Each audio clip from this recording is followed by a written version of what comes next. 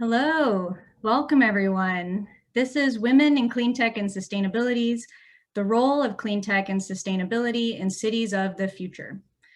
People think the pandemic has destroyed US cities, but actually it's given us time to rethink our infrastructure and get creative around improving sustainability and equitability. If you step back and look at some of the innovation that's taken place in the last few years, then you can get really inspired and excited about what urban life will look like in the future. Thank you so much for joining us. I see some of us are still filtering in. Welcome. Here is what you can expect from us. This event is running from 3 to 4:15 p.m. in Pacific time. And thank you so much for joining us. You could have been literally in 1,000 different virtual places today, but you chose to be here. So we really appreciate you coming to listen in and hopefully also get connected. My name is Kelly Riccinski. I am honored to be your moderator today, and I hold a master's in mechanical engineering with a focus on autonomous robotics. I worked in the oil and gas field as an engineer for some years before finding my dream job at Innovation Norway. And I think that the Women in Cleantech and Sustainability Network is a huge part of why I got my dream job. I've now been on the board for the last 4.5 years, and I hope that you'll connect with me on LinkedIn and that my fellow community members will start getting the chat going, because we want this to be an opportunity for you to connect with like-minded people as well. So please share your LinkedIn in the chat with a short sentence about yourself so that we can share that out with everyone following the event. And speaking of like-minded people, thank you so much to Johnson Controls for being the sponsor of today's event. We'll get to hear more about them as we have our amazing Lisa Brown here speaking on behalf.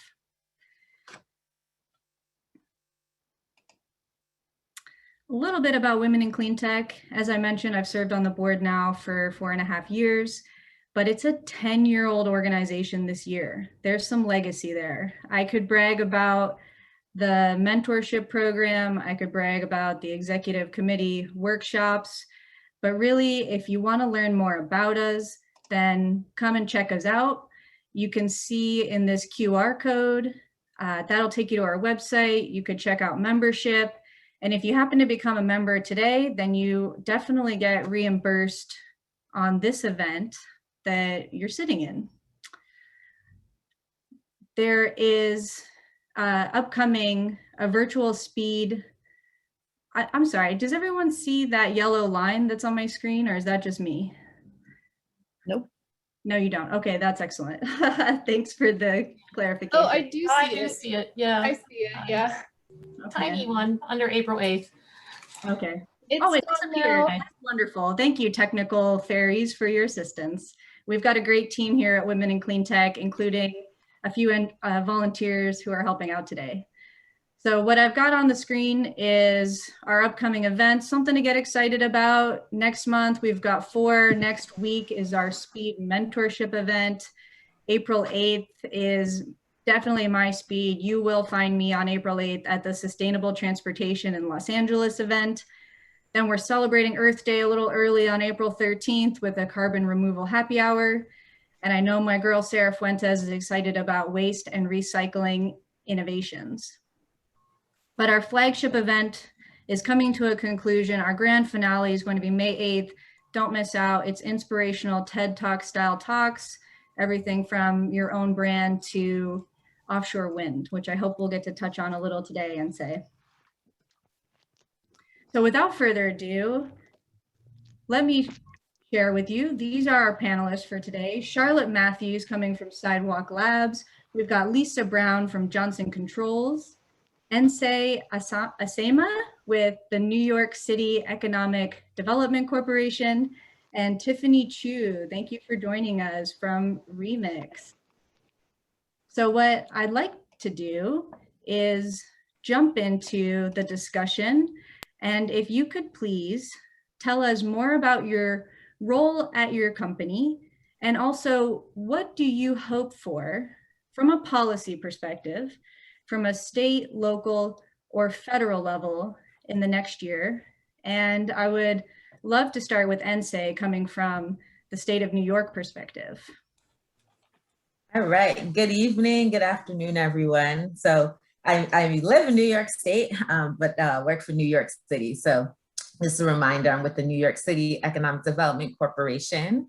I am the Assistant Vice President of Smart and Sustainable Cities with what we call EDC for short. I sit on the Industry Initiatives team where I work to support growth in legacy industries in the sustainability space, including energy efficiency and building retrofits, offshore wind, which I'm super excited to focus on for much of the conversation today, storage and solar. So just a little bit of background on EDC.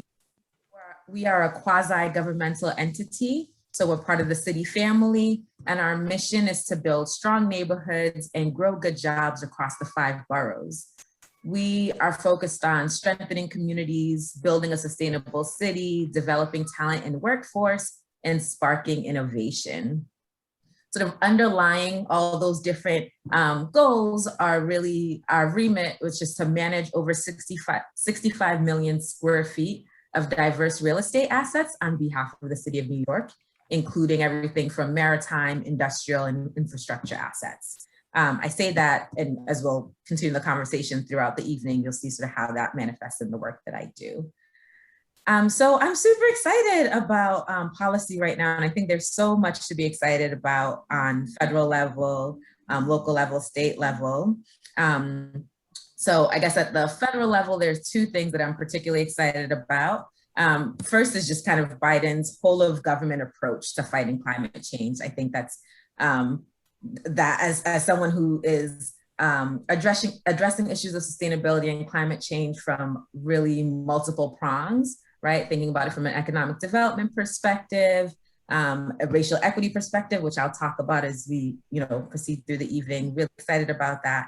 And then specifically on that racial equity perspective, I'm also really excited about the Justice 40 initiative.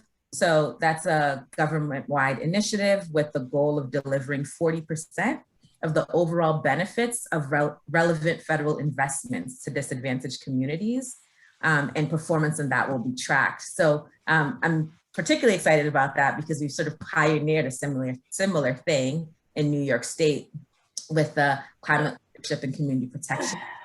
And so it's exciting to see that sort of reflected at the federal level.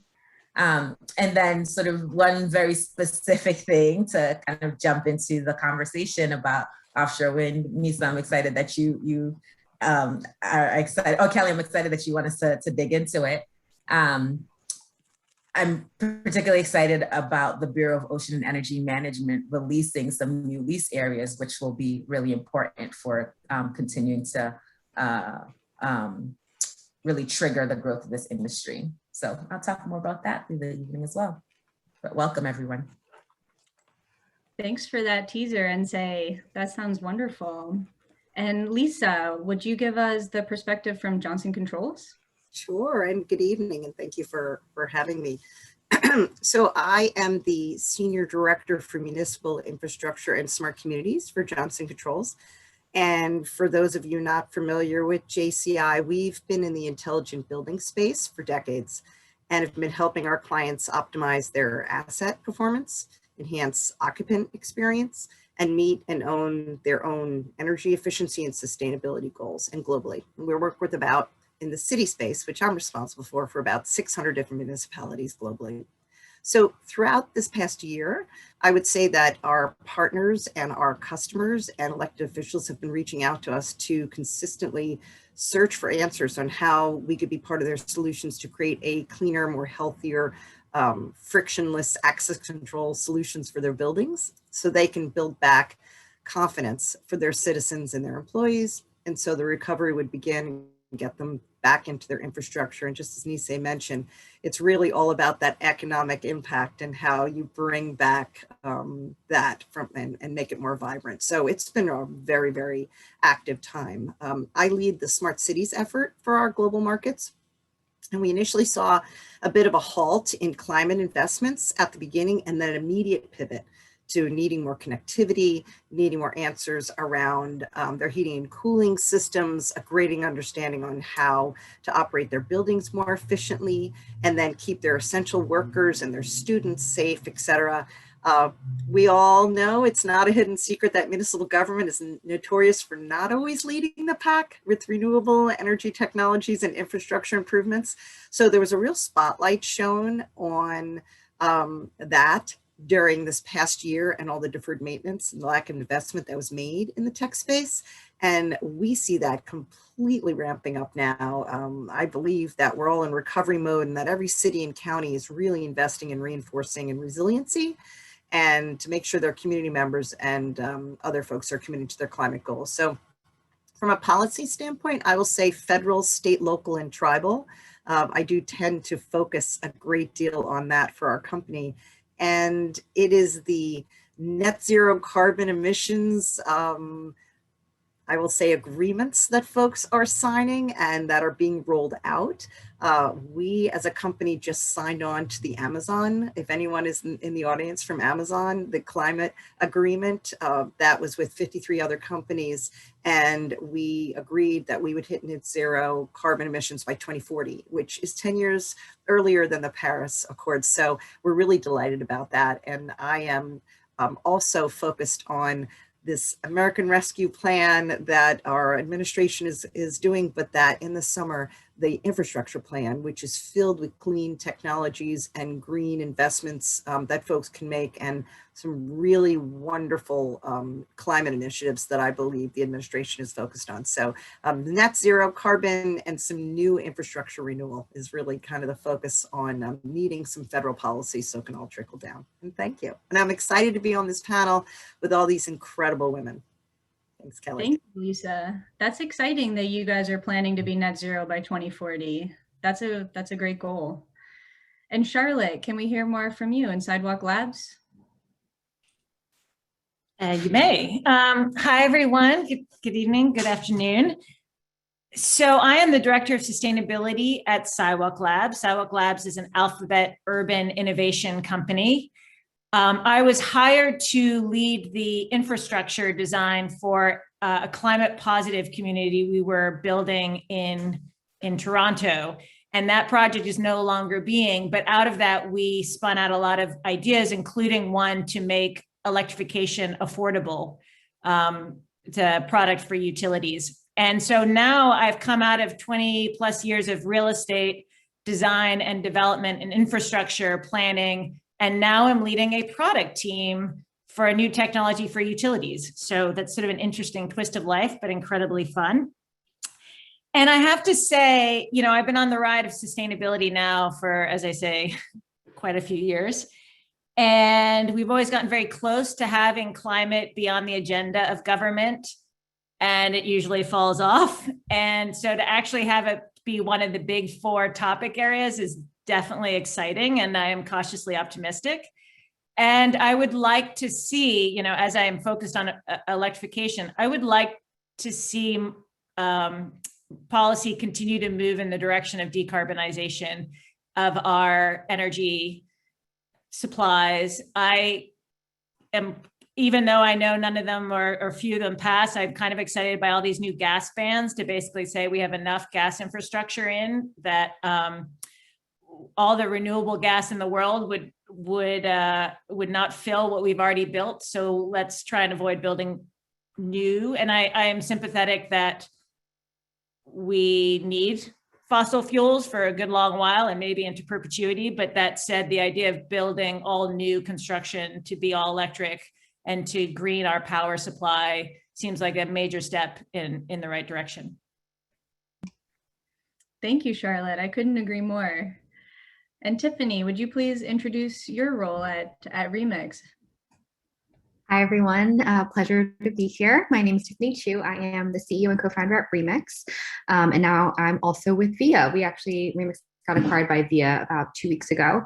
And for those of you who aren't familiar, Remix is a collaborative transportation planning platform. We work with about 350 cities across 22 countries. I started the company about 6.5 years ago out of a nonprofit called Code for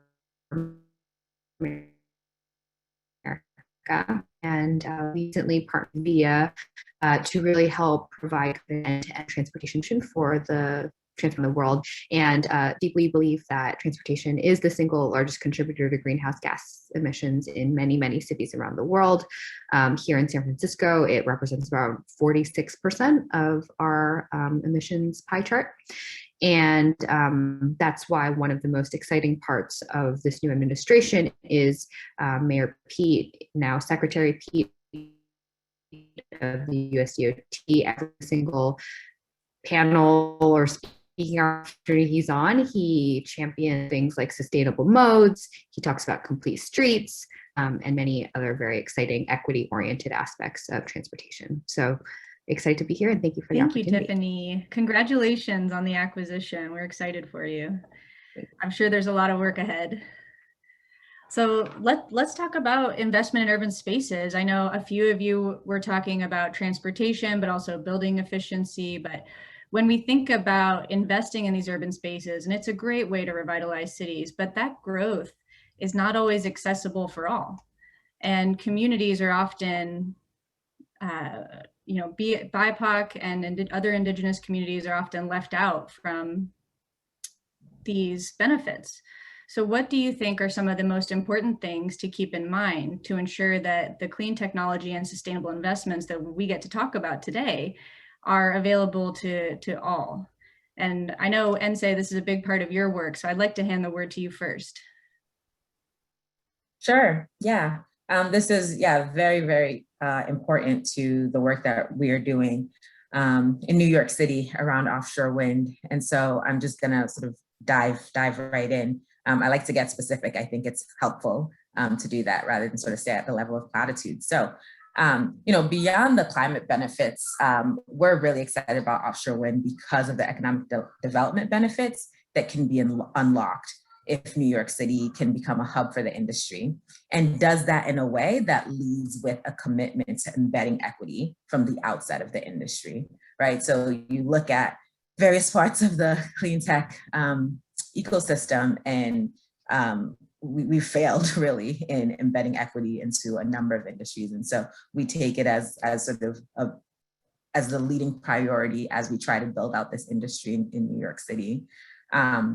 And we're focusing on embedding equity into how we think about the offshore wind industry manifesting in New York City, with a focus on workforce development, supply chain localization, and innovation. So that's sort of high level. Let me get really specific and kind of tell you what we're doing in New York City and how we're doing this, right? So like I mentioned before, EDC manages over 65 million square feet of assets on behalf of the city of New York.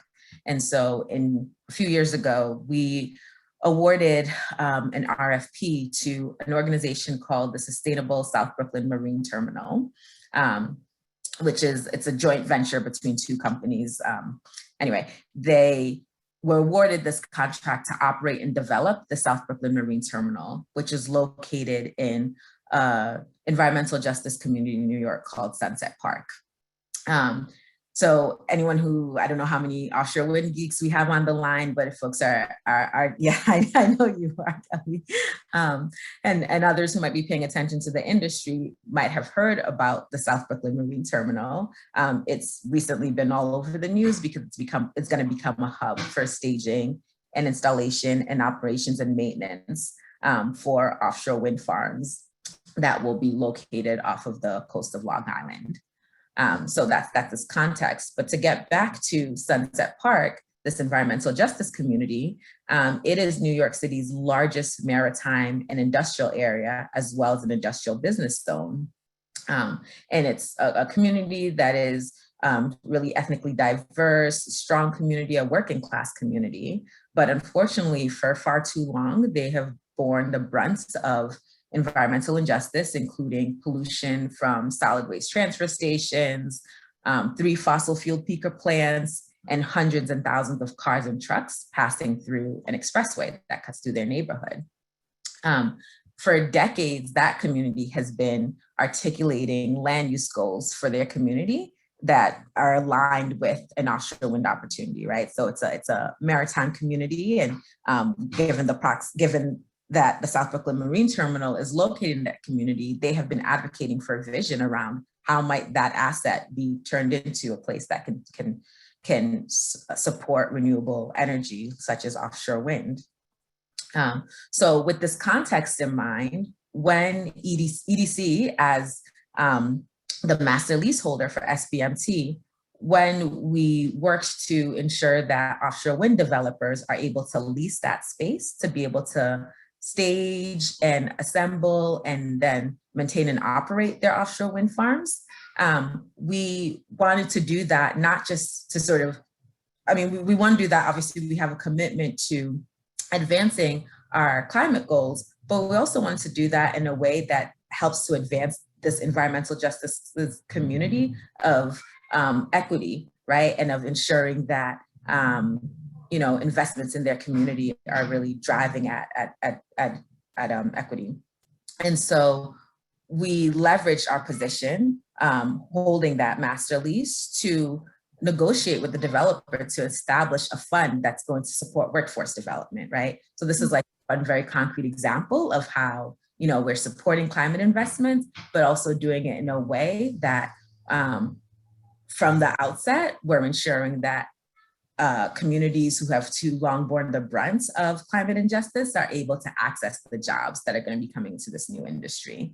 So in addition, we're thinking about both the workforce opportunity, but also the supply chain opportunity, right? You look at the racial wealth gap, for example, and we have a program around supporting minority and women-owned businesses, setting utilization targets for minority and women-owned businesses on city-involved projects. And so we worked with the offshore wind developers to set really ambitious targets for that. And we're working on not only helping them to meet that demand, but also supporting the existing community of minority and women-owned businesses to be able to capture the supply chain opportunity. So these are just like concrete examples, right, of how we are not just, I think right now it's getting pretty popular. We had sort of the racial reckoning moment that began last summer, and it's getting pretty popular for folks to kind of talk about environmental justice and racial equity as it pertains to sustainability and climate change efforts. And I just wanted to kind of provide a little bit of meat on how we're actually doing that in New York, especially as it pertains to this new industry. Yeah, thank you. Thank you, Nsé. That makes a lot of sense that as you build out this new industry, that New York City is focusing on embedding equitability. And I'm also aware that Remix has recently put out a mobility justice report. Can you talk to us a little bit about this report and how you collected your information, Tiffany?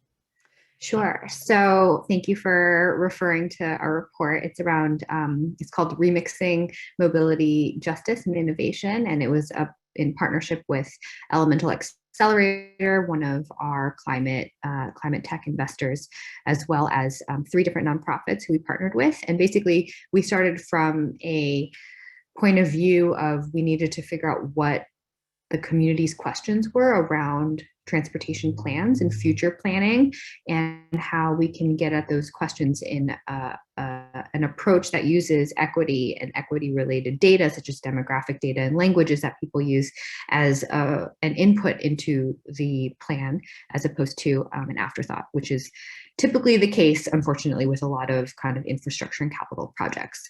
So what we did is we actually took 3 different case study questions.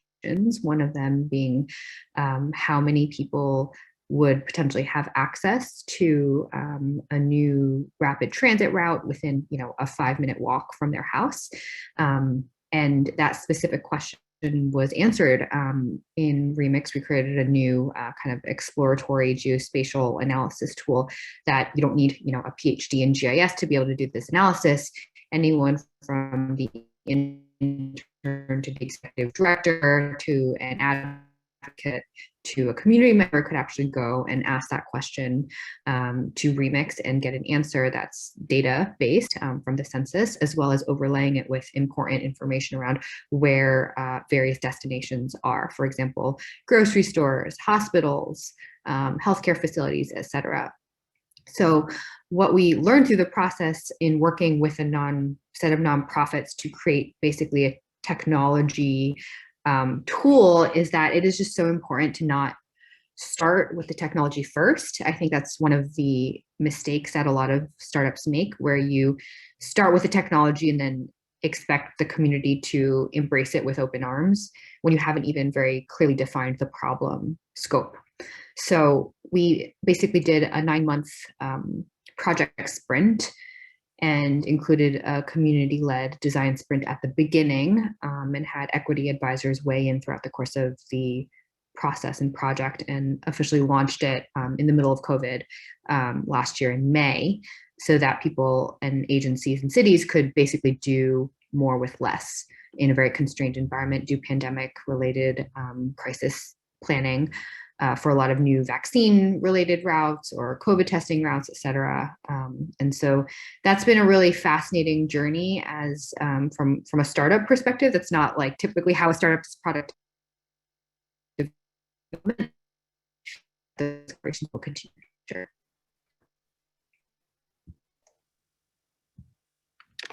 Thank you, Tiffany.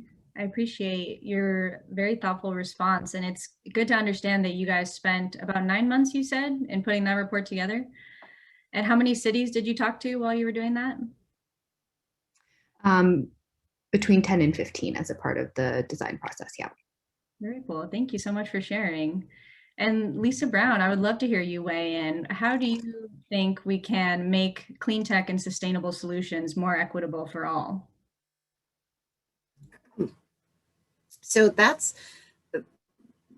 clean tech and sustainable, that I love the words, because it's important to first determine, I think, how cities and municipalities, which is the space that I'm in, as well as all the other verticals that Johnson Controls works and supports, but how to define what they consider sustainability or smart or resilient. At one point in the early stages of smart cities, I think we had 29 different definitions that we were gathering on our pages, and we just threw out the page because it really, really depended on what the priorities were for that individual city or that municipality or county, and really how they were defining it. And so resiliency, which is now the word that folks are using, it really can mean so many different things. It can mean disaster or pandemic preparedness. It can be predictive analytics. It can be workforce enhancement to ensure, and I think that Nancy mentioned a couple of times, the social equity piece is a big, when we talk about infrastructure, we always talk about social infrastructure as well, because it can't be done. Buildings can't be done, renewal can't be done from an urban standpoint if you're not looking at the holistic pace. And you have to see what's happening in different neighborhoods, in different corridors, and ensuring that whatever the investments are, that they are equitable. You know, it's really interesting because Tiffany talked about transportation being one of the largest carbon, I guess, hogs, and we always look to buildings. Are almost 40% of urban environments are the buildings are the ones that are actually creating the most carbon. So I think that and transit alone, you know, we're the dirty duo that are dealing with that. But from a clean tech standpoint, I think that so many people have the misnomer that they think it's more expensive to invest in green, and that's certainly not the case at this point.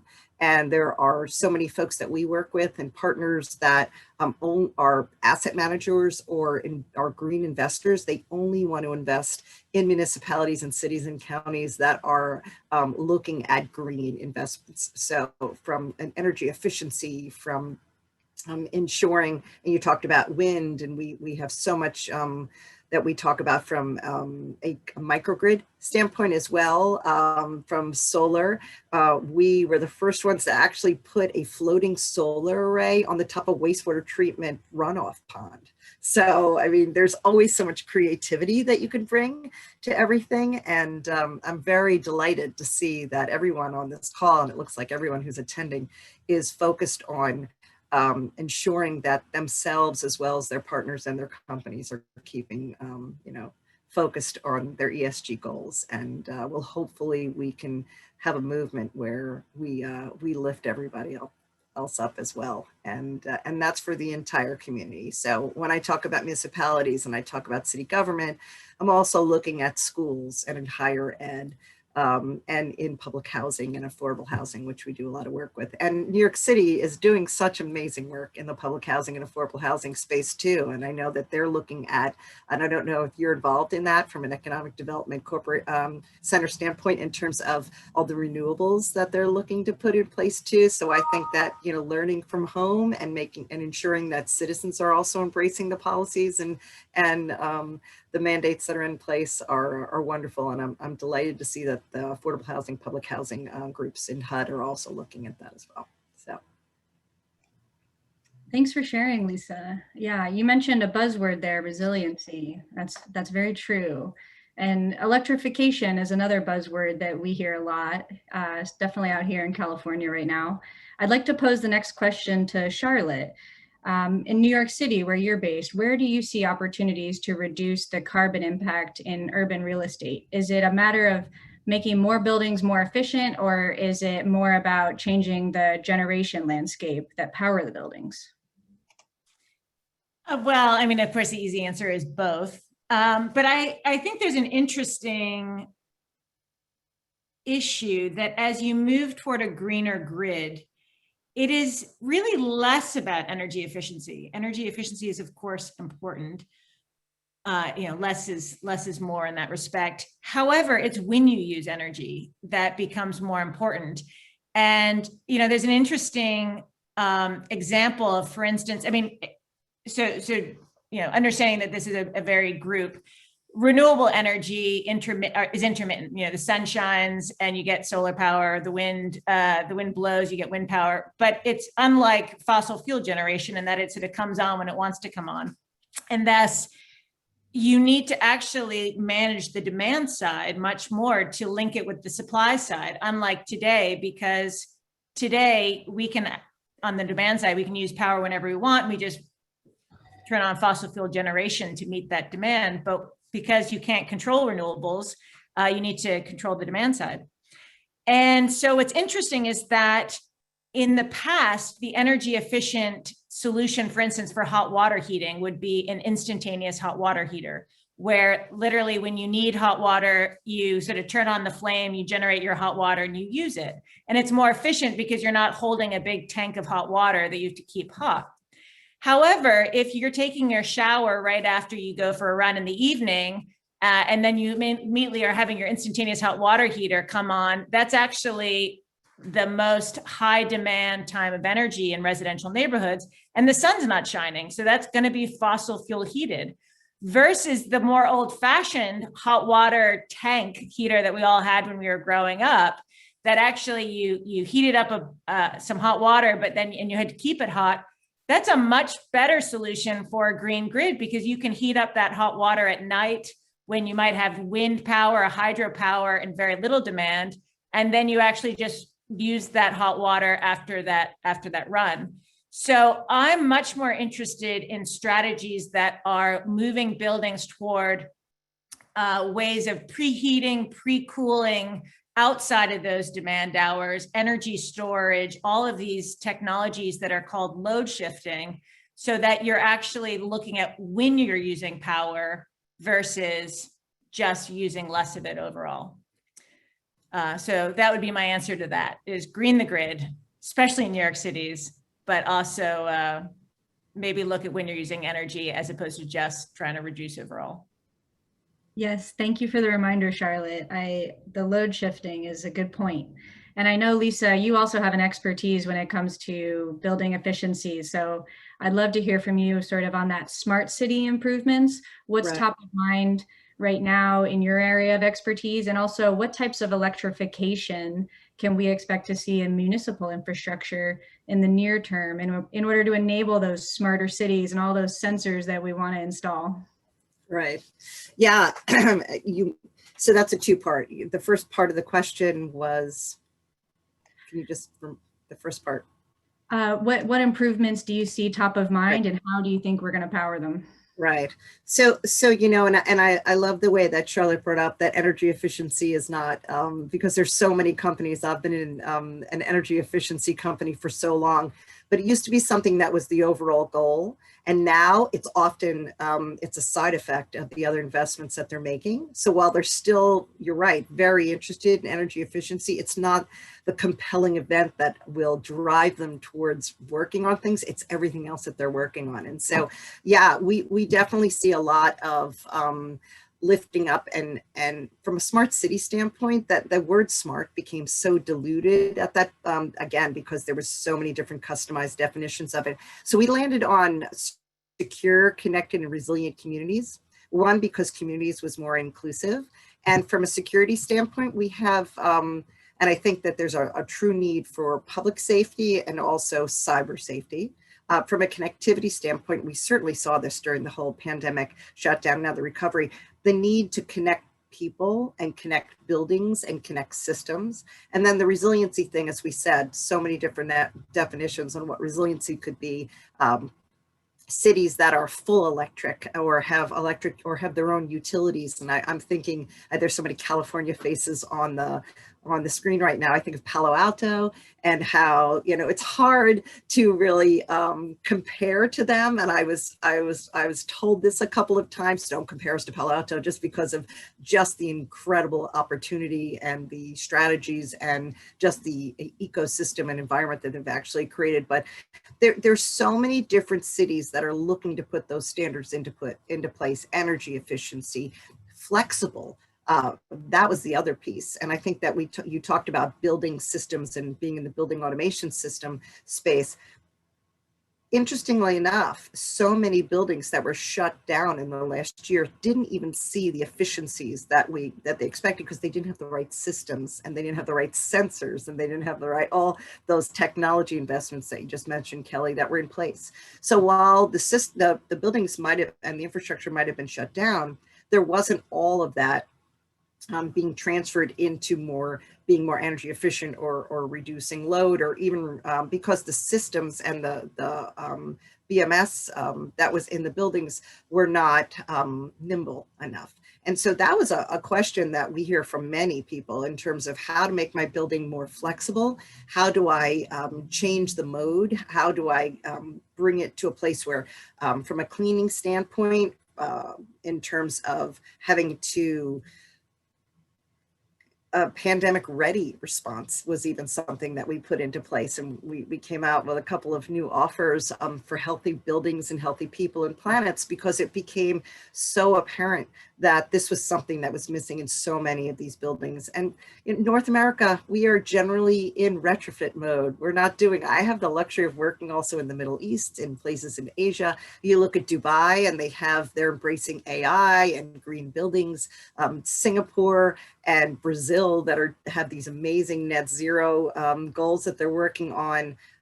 Denmark, that is dealing with such, I would say, command of water resiliency. And North America, we're for the most part, we're a very, built environment. And so we need to figure out how to be more flexible and how to be more nimble. And thank goodness there's, hopefully policy coming in place that anything new or anything retrofitted is going to have some type of green in place. But yeah, I've been in the building automation space for, I will say, 20 years. And it has, the Band-Aid has been ripped off for the folks who didn't think it was important before. And we're seeing really amazing efficiencies going on. And some in the commercial space, tenants are willing to spend more money on buildings that are greener and are more efficient. And in the municipal space, it's certainly dealing from an economic bleeding that's been going on, this shortfall in the last year. They're realizing that they can actually either generate revenue and also certainly be more cost efficient. So, I mean, I could talk about building efficiency for hours, not that you would want to hear it, I'm sure, but there's wonderful, wonderful technologies that are in place right now that are making things more connected and more seamless. I hope that answered your question. Yes, thank you so much, Lisa. And I see that we have a packed audience today, and they are active in the chat. They're starting to put some questions in the chat. And we definitely want you guys to be able to ask panelists directly the questions. So I will start calling you out shortly, so get ready for that. But first, I would like to ask Tiffany, just to round this out, because we got to hear a little bit about the building efficiency. I'd like to hear more on the topic of electrification. You know, what do you see when it comes to transportation? Are public transit authorities able to transition? Are you seeing more cars on the road? What are the trends? What has you worried, maybe? I would say yes, definitely all signs are pointing to electrification. I think in many places it's just signs and not quite action yet. If you look on a global scale, actually China is way ahead. I think they have about 90% of the world's electric buses deployed. And so, you know, obviously speaks volumes to how far behind some of these other countries are, including ourselves. As electrification from an infrastructure standpoint becomes more mainstream, transit agencies really do need to invest now and start to lead the way. I think one of the biggest hurdles is actually from a planning and scheduling standpoint. Right now, those systems are fairly manual and archaic in a way. And the way that you plan for an electrified transit system is absolutely different than if you were to plan for regular kind of gas vehicles. So that's like challenge number one. Challenge number two is obviously a funding challenge. How do you allocate the funding when there isn't even enough public transit funding generally to go around because of also the very outdated from federal government, where 80% of the funds from USDOT flow to the highway, the Federal Highway Organization, as opposed to 20% for the Federal Transit Organization. If you think about how many more people take transit on a regular basis than use our extremely sprawling highway system, it gives you a sense of where our past federal priorities lie and where we need to really rectify and make amends. So I would say absolutely electrification is in our future, but it will come at a plodding pace if we do not put the energy from a funding standpoint behind all those efforts. We're going to fall behind.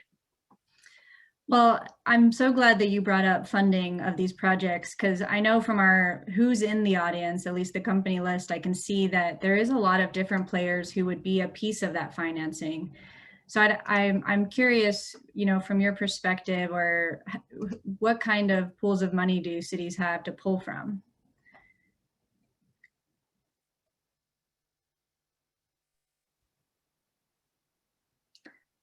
Kelly, was that a question directed towards? It could be yourself. I probably, Ense also has a comment. Yeah, go ahead, Ense. Say the question one more time, Kelly.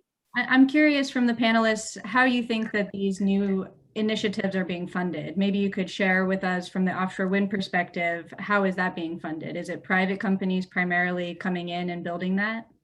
Yeah, so I mean, funding is always a big question, right? And I think when we're talking in the renewable space, it's definitely private companies leading, but for an industry as specific as offshore wind, much of what is required for offshore wind to work effectively is really robust port infrastructure that we just don't yet sort of have the nature of throughout the entire US, because this industry doesn't really exist here yet, right?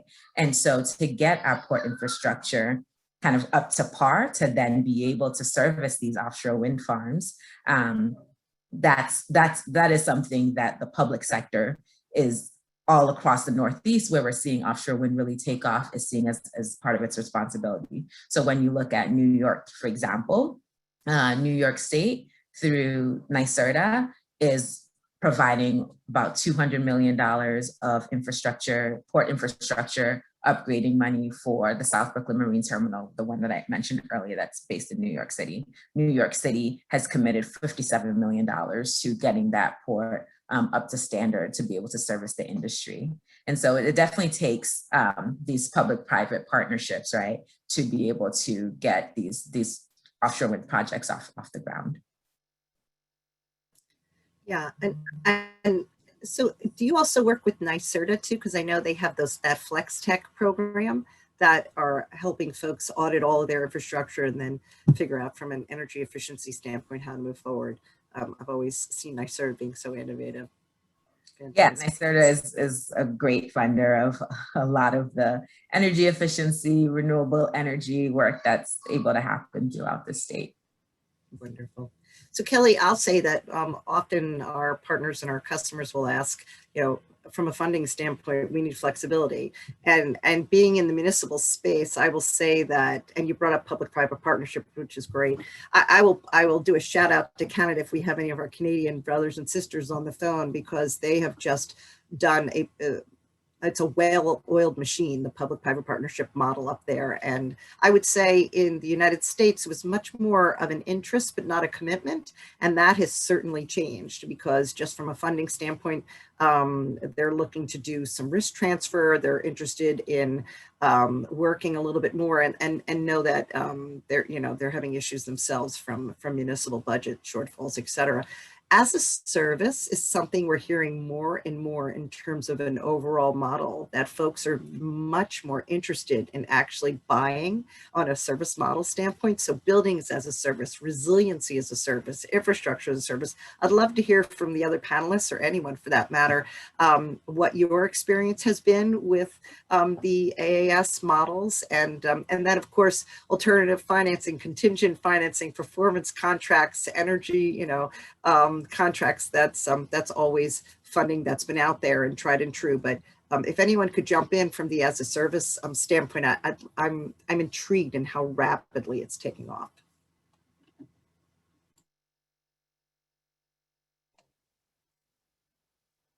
Thanks for the good question. Maybe we have someone in the audience who is more of an expert to support us in that. I know some of my colleagues who are in the investment space are sitting in the audience, so feel free to share your thoughts. And I see also here from Evan Hugard that there's an excellent question that could be likely directed towards Charlotte. Evan, do you feel like you'd like to come off mute and ask your question? Sure. I noticed Carolyn came off mute. Were you going to address that first question? Oh, yeah, I work for Metris Energy. We provide energy efficiency as a service and are expanding into sustainable energy broadly as a service, with the pay for performance opportunity for customers to have a off balance sheet financing solution for large energy efficiency upgrades, investments that are north of $1 million, and incorporating also solar storage and EV charging. So I mean, it's what I do in my day-to-day all the time. And I love, Lisa, that you brought that up, because we're certainly pitching it. And I think the market is still fairly young and a lot of people don't really understand what it can provide. So happy to chat with you, or anyone, if anyone has any other questions about that, but I'll pass it to Evan from here. I definitely want to follow up with you off stream, because I have some questions for you. Kelly, were you referring to my bus question? Yeah, in regard to load shifting? Yeah. In regard to load shifting. Yeah, I think I believe I have more than one. It essentially had kind of the same question as well. But essentially, I'm curious kind of what we see as the role for energy storage, whether through batteries or hydrogen fuel cells behind the meter, and in regard to load shifting and kind of addressing some of those issues. I led a panel with Con Ed and a lot of other players, and the question of batteries came up, and there was real estate, there was a battery manufacturer, and there was Con Ed. And I think there's some debate about whether batteries behind the meter, which is like at the building scale or the home scale, is a good use of both real estate, if it's good to have a lithium battery in your closet, about the interconnection with the grid and everything that's required in bringing that battery on. But if batteries should be then at the grid scale, I mean, there's no question that energy storage and batteries among them are critical to eliminating the need for fossil fuels. And we hope that we can improve their efficiency at holding power and being more smaller for the amount of power that they can hold. In terms of hydrogen fuel cells, you know, it's a great idea. Every fuel cell on the market that I'm aware of is still pulling the hydrogen out of natural gas. So it's effectively a cogen where you're not getting out enough of a heat source to use it. So it's just an efficient generator, but it's still not great, you know. And there's been a lot of efforts to even a traditional fuel cell, which is fairly low in its emissions. They were always looking for New York places. They said, well, we just need to be outside. And it was like, show me anywhere outside in New York that isn't more valuable for some other purpose than putting a big, massive fuel cell. So I think there were very few installed. Anyway, that is that answer. I also saw, I think, a question that may have been from you about time of use pricing and things like that. But at this point, I probably have talked more about energy than most people are interested in. So I'll leave it there. Never, not in this community, Charlotte. I think we're all interested to understand energy storage even better and how people can use it. Thank you so much for your thoughtful response. And Melanie, Lucas Conwell, I see you've asked a question in the chat. Do you feel open to coming off mute to ask? Sure, I can certainly do that. I had two questions. So for context, I work for the municipality of Anchorage in Alaska on our angel investment fund, the 49 State Angel Fund. And we are launching our first commercial property assessed clean energy financing program next week, which will be the first for this state. And I am very proud of that because it's been a long time coming. As I scroll through and look through at my questions. So the first question is, what have been unintended, maybe negative consequences of launching any of these initiatives, since there are always lessons learned? And the second question is, or the first question is, yeah, around unintended consequences and the aftermath of launching projects. And the first question is, after launching these projects, are there things that you would have done differently that either went really well as you were launching, or that you wish you had done differently as we think about, or as Anchorage thinks about redoing its infrastructure, especially given all of the new federal money that might be coming, and Anchorage is looking at a pretty sizable check.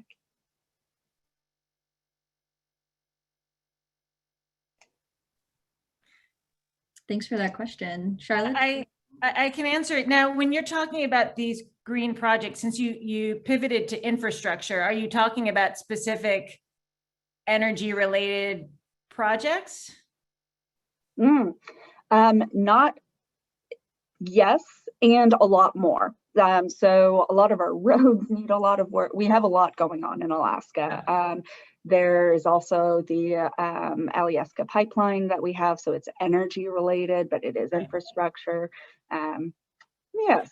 Well, the way I would like to answer that question is, if I'm honest with myself, sustainability is an art rather than a science, in that over the 20 years of my career, at the beginning, we were pushing developers. I first used to be a consultant. I was in construction management. I was on the design side. I was a consultant, and I went into development, and now I'm in technology.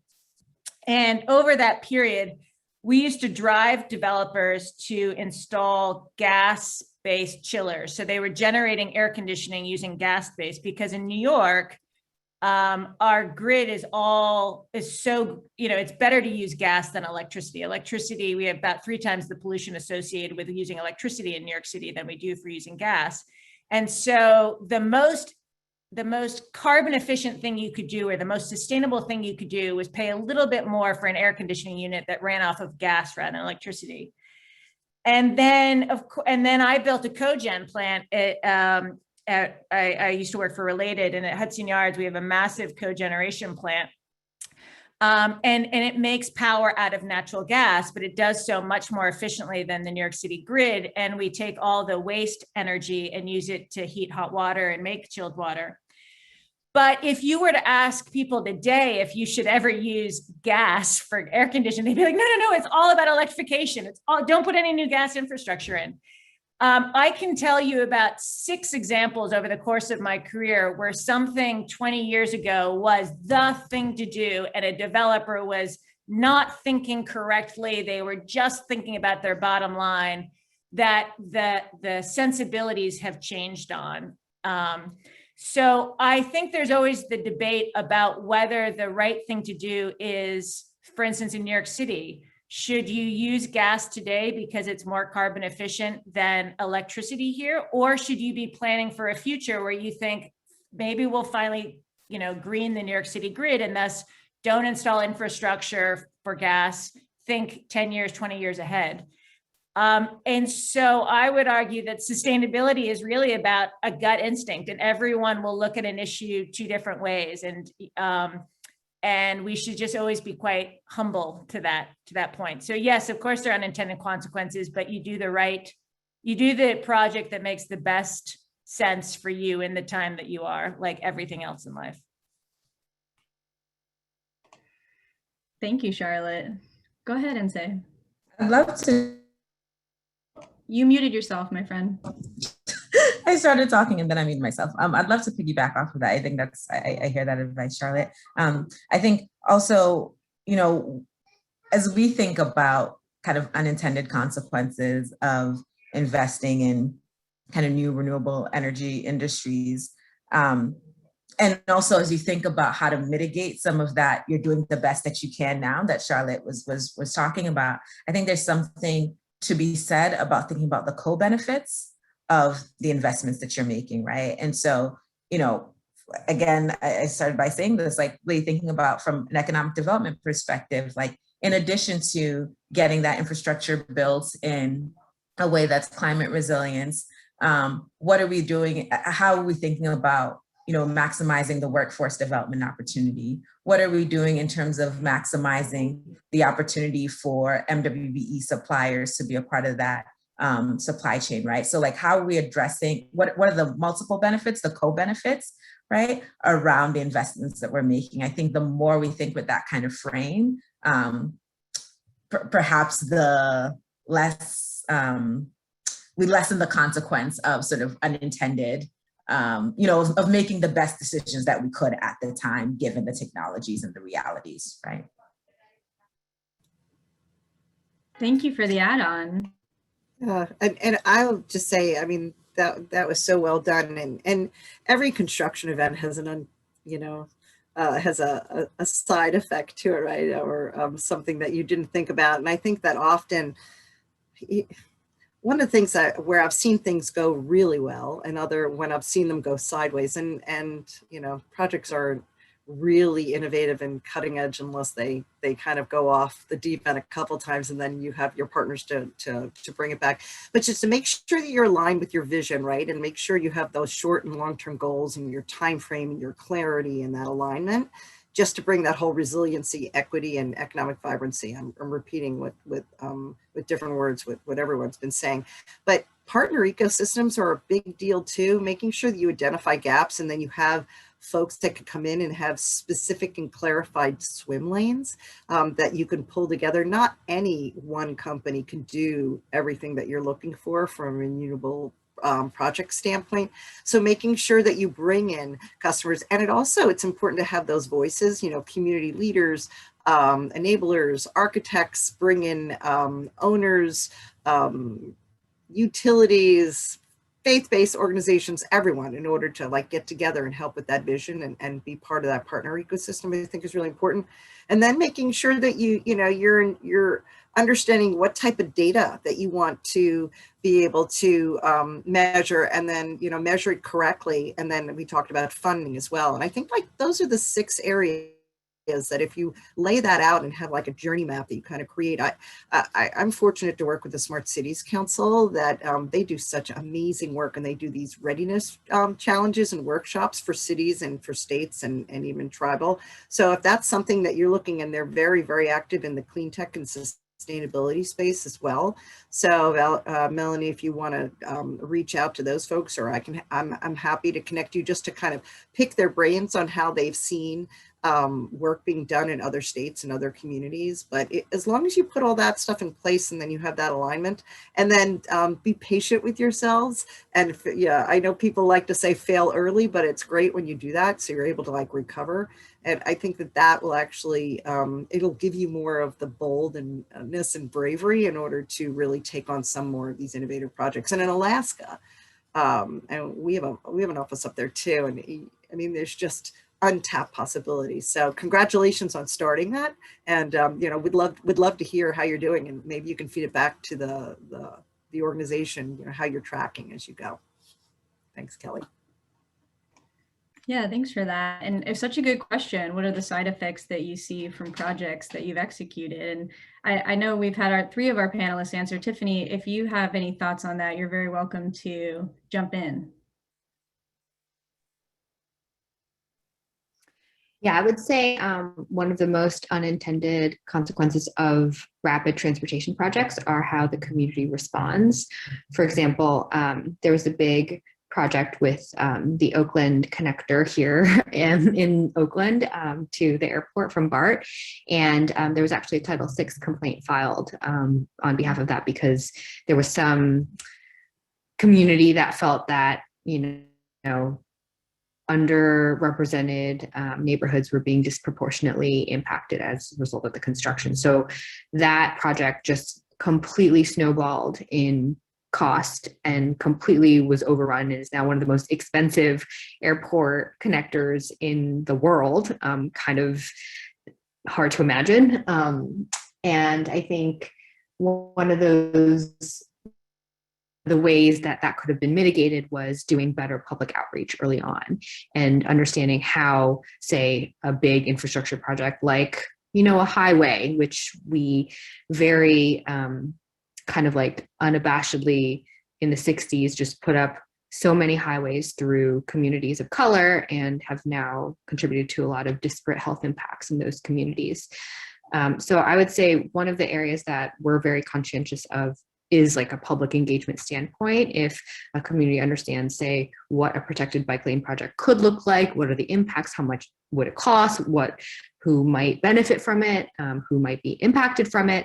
I think all of that upfront kind of very human work, not even technology work, just like human on the ground work, is absolutely crucial from you know, community-based impacts later on. Thank you, Tiffany. Yeah, definitely. To have the public outreach early is going to be important up there in Alaska. I see Melanie commented that their biggest challenge is working with government agencies across all party lines. So that is a big challenge you have there, Melanie. Thanks for the good question.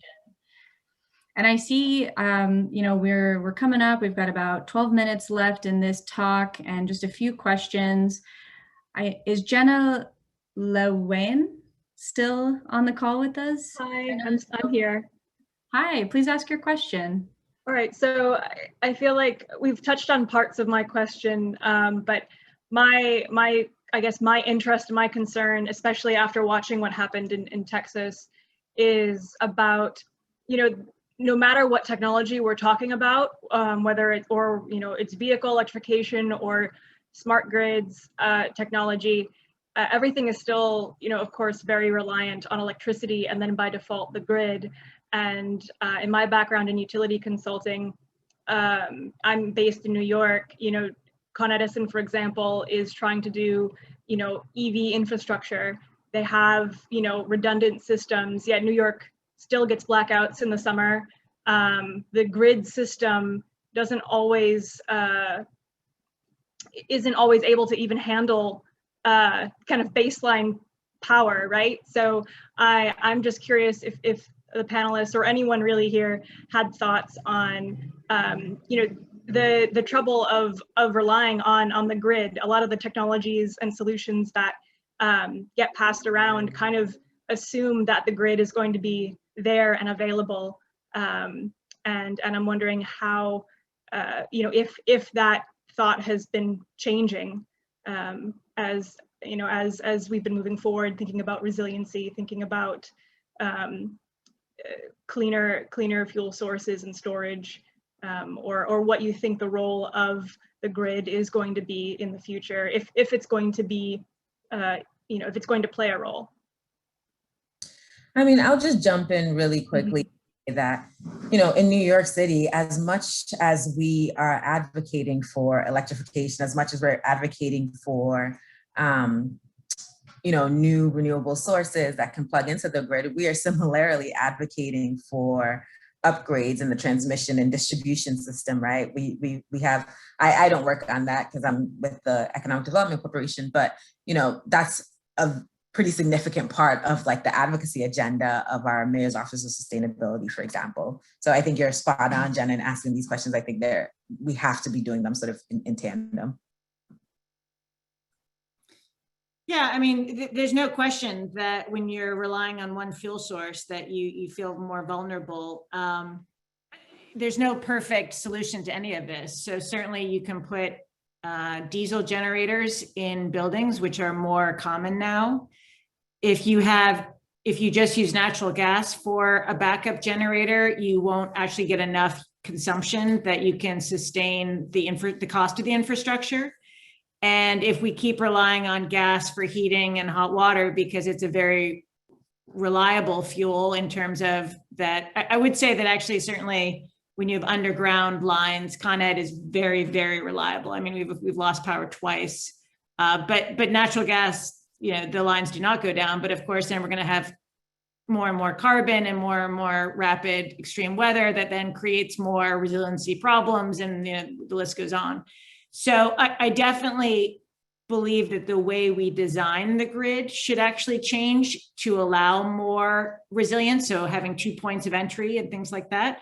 And of course, the hardening that NCA was talking about, just making it more secure. But of the options, the other thing, of course, is building our buildings better so that, for instance, in the project we were building, my company was building in Toronto, we didn't need natural gas generators. It was all electric. The whole community was all electric because we were going to design passive house type multifamily structures that if the power went out, they actually stayed, even in Toronto winters, they stayed warm for 4 days just off of the heat of people and whatever sources we could bring in. So I would believe that the solution to an all electric society is that we actually have more passive resilient solutions, such as less glass buildings, more brick and mortar. Thank you, panelists. We appreciate those responses. And I see the chat is lively, so go and check it out. People are resonating with what you're sharing. And I think we'll allow for one more audience question, and then I'd like to take the honor to close it out with the panelists. But Misa, I see you have an interesting question. Would you like to come off mute and share? Yes, I've actually thrown a couple of questions in there. So did you have one in mind? The one regarding electric scooters. Oh yeah, sorry, I had to get that question in there. But yeah, just curious I know we have at least 2 urban planners on the panel. I'm in New York where there are no electric scooters, but I know it's worked well in other cities. So this is just one of those clean tech, EV tech things that's really top of mind. So curious what you guys make of that, or if there's any other kind of EV trends outside of personal vehicles like cars that have you guys excited. I can share. So as an urban planner, I would say the most difficult task is getting people out of their single occupancy gas powered vehicles by far. Just the way that land use is done and has been done in many parts of the US. And so my opinion on the e-scooter debate / hot topic is I think the more possible sustainable options there are to get from point A to point B, whether it's for commuting or just going to the grocery store, essential trips, etc., the better off we'll be from a climate standpoint. And yes, they may be annoying because people don't know how to park that. They're just kind of issue, but from a mode choice perspective, it's very, very important that we continue to develop new options and options as opposed to just cars and walking and transit, because I think those three are mostly what people have access to today. And that's clearly not solving the problem. Yeah, I love everything Tiffany just said. As the other urban planner on the call, I would just say that we figured out how to design for the organizational nightmare that is, gas-powered cars. So I think we can figure this out too. Thank you, ladies. Yeah, great responses. More people checking in the chat. And I love what Zan had to say. Appreciate the realistic gray area approach of this conversation. No perfect solutions, which is so true. But the last question I'd like to ask for each of the panelists, if you could all have an answer, what is one piece of advice you would want to give your younger professional self entering into the field? So, it's ourself, not others. We're time machining back. Okay. Either way. I would say, and myself and to others, is just be bold, and you're welcome here, and women are welcome here. And I think that we need diverse thinking to drive innovation. And so I think we need to be more, take more risks. And I wish I was less hesitant when I was younger, but I think this is wonderful. Join associations like this, find mentors, a couple of mentors that are from, disparate industries, and forge ahead. So I love that feedback, and mine is sort of similar. So I'll piggyback off Lisa. I think just the advice I would give to myself, and I think is probably pretty applicable to others, is to dismiss the voices around, oh my gosh, just escaped me. The voices that might make you think that you need to be an expert before you show up in a space, right? So imposter syndrome, let go of that. Everyone is sort of figuring it out as they go along. And so that is part of the process. You'll figure it out as you go along. So yeah, that's my advice. I have always been rather bold, but I think I was very anxious too. And what I have learned is that there are so many points where it looks like things won't move forward. I've now seen my projects die and come back to life so many times. And the one thing I know is that if I really believe in something, it will find a way. And so every time that I was afraid we wouldn't be done in time or something bad would happen, or every time I walked into a room and my anxiety was pulsating, I think that sort of set me back a little bit. And I think it set everyone else back in the room. So hard charging for sure. I think I just would relax. So been a bit more relaxed about it all. I think for me is,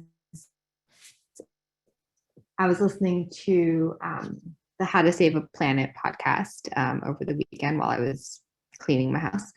And there was a debate going on between how stressed out you should be about your individual consumer decisions versus kind of like the impact of society at large, and just like the level of anxiety you should be holding on a personal level about climate change versus what your individual footprint could be. And I think where they netted out, because they kind of argued both sides on the podcast, where they netted out was it's actually, well, obviously, number one, you're in charge of your own decisions. Every single purchase you make, you don't get to vote every day, but you get to vote with your dollars likely every day. So kind of take that as a point of power that you have, and use your dollars wisely in places that you believe are doing the right thing for the world. And then number two, I thought was really resonating with me was, if you have the privilege of being able to choose a career where you can kind of devote your own superpower to a portion around a climate issue that you're just so passionate about that you can devote the rest of your career to and not, burn out because you're just really, really excited about it. I think that's like one of the most important things that you can do for climate change, because if you're really passionate about something, you have the power of getting other people to be passionate about it, and you can scale that impact about something you're excited about more than just your own personal footprint.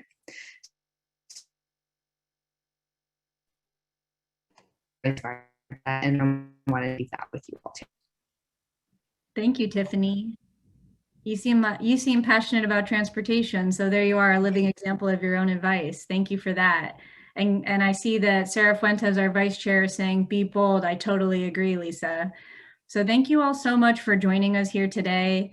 We are wrapping up, and I would like to say one more big thank you to our wonderful panelists who took the time out of their busy days to give us some of their insight. And if you're interested to check out any more of Women in Clean Tech, this is what we have coming down the line. You can easily get 25% off our big flagship event, as I mentioned, by just taking that QR code in. It'll take you to our community survey, and we love all of our members as well as our ambassadors. You're always welcome here. All genders welcome at Women in Clean Tech. And lastly, a really big thank you to Misa Sangamino. She was a huge help in putting this event together. She corralled all the panelists that you got to listen to today, which is one of the most challenging tasks. And of course, Caroline Trowbridge and Anita Gavin on the Zoom producing. Thank you, ladies, for spending the time. We appreciate you. And if you're interested to connect more with Women in Clean Tech, you can find us all over the internet. We're out there in the virtual world. We want to connect with you. So please follow us.